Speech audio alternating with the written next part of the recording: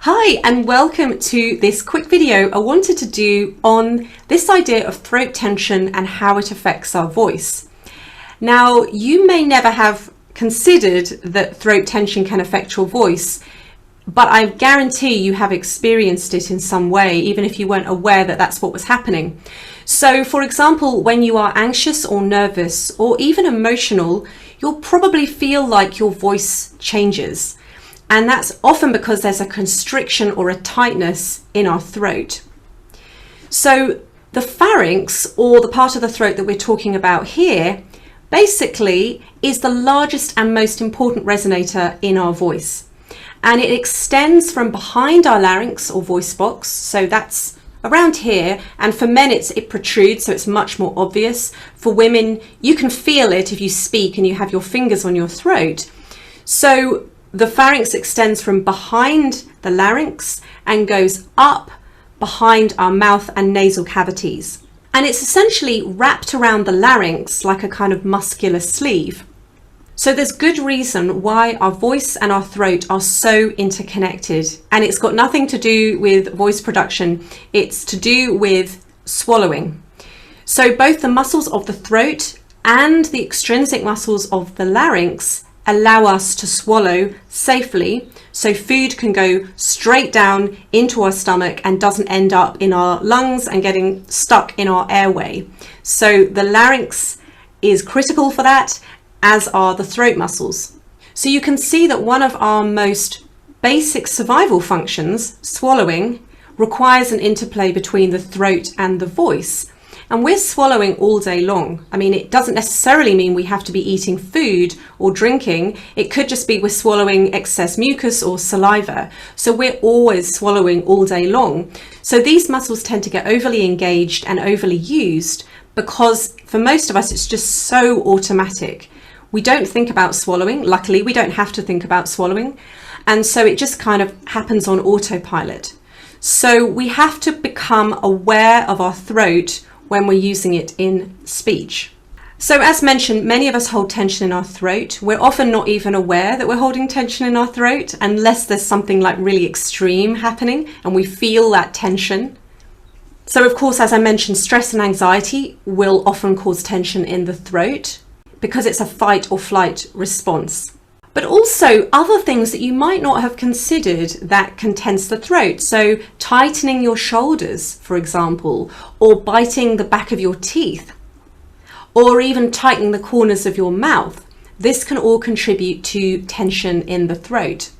So throat tension will most likely contribute to tension in the voice. And so we want to bring awareness to our throat and start to learn to release and open the throat as much as possible. Because for optimal, free, powerful and resonant speech, we want the throat to be as open as possible versus constricted and tight and tense. Now, what you might experience if your throat is tense and squeezed and tight is your voice can have that kind of squeezed quality to it. It could have a raspy quality to it. You may also find that you're always clearing your throat. But another thing that I talk so much about, particularly with women speakers, who is my main sort of client base, is that for many women, they want to lower their speaking pitch to sound more authoritative. But what they don't realize is often the tension in their throat is actually creating the illusion of a higher pitch. So you really need to understand your voice, and you need someone that understands what they're hearing in your voice to determine, is this actually a pitch issue or is this actually tension in the vocal mechanism which is giving the illusion of a higher pitch? Because then if you go and lower your pitch even more, then you're going to create a whole world of problems. But I've done a whole video on that, so this video isn't about that. But I just wanted to mention that because that's often something that women come to me about. So what can you do? So as mentioned, we need to start to bring awareness to our throat and start to open and release our throat. And particularly if we know that we're going to be going into a situation where we feel a little bit more anxious. So we're doing some public speaking, which let's be honest, most of us will have some level of anxiety when we have to publicly speak. I think it's just part of being human. So these types of exercises can really help to release some of that tension before you go on stage, or probably no one's going on stage at the moment, but the metaphorical stage. You can start to do some of these exercises, and you can do them a few minutes before as well. And most of them are completely silent, so you can do them and no one will know that you're doing them. So the first thing you want to do is a nice big yawn, which I think we can all manage that. So a nice big yawn. Then, and this always makes me laugh, this is what we call the stifled yawn. So have you ever been in a meeting where you're just trying to stay awake and you don't want to be rude, you don't want the person to think that you're bored, but you might be bored, and so you're trying to stifle that yawn. So you're keeping your mouth closed, you might put your hand over your mouth, and then you're like, and you make a really weird contorted face. But the great thing about the stifled yawn is you'll really feel the back of your throat opening. So you can do some yawns, some stifled yawns. So you can do that silently, no one need know that you're doing those things. And then, and I did this in another video too, but I think this is really good as part of this little mini kind of throat releasing process, is making a sound, so H-U-H, but as silently, as gently, and as smoothly as possible. So it's what we call a smooth onset, meaning we don't go, which then we're just creating more tension in the throat. The smooth onset allows the throat to relax. So it's silent, basically.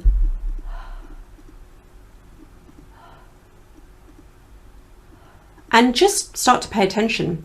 Am I doing any kind of weird gripping or tensing of my throat, or anything else for that matter, your tongue or anything else? So just start to pay attention, because everything is interconnected.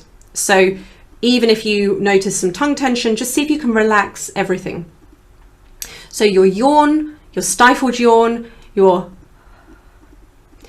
and then you can start to put some voice through this. So a nice way to do this is just to hum, and you can start with the, and then a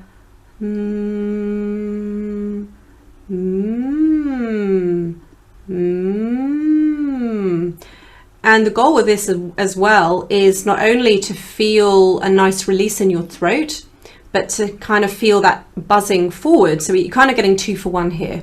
This is a really great way to start to build a more resonant voice, because we're getting the voice forward, we're getting that buzziness around the mouth and around, just under the nose and around the nose. And this is also a great way to get this resonant voice going. So you can then just extend that hum. So start somewhere very, very comfortable, and then start to go up and down.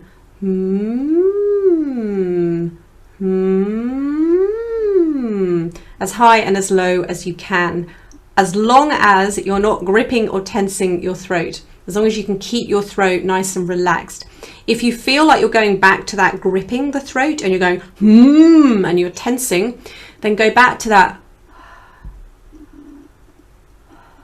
So just to kind of feel that opening and that release. So I hope that that's really helped. Put some of this into practice before you start speaking and see what a difference it makes, not only to the quality of your voice, but just how you feel and how much more relaxed hopefully you feel and more confident you feel. So until next time, I will see you in another video.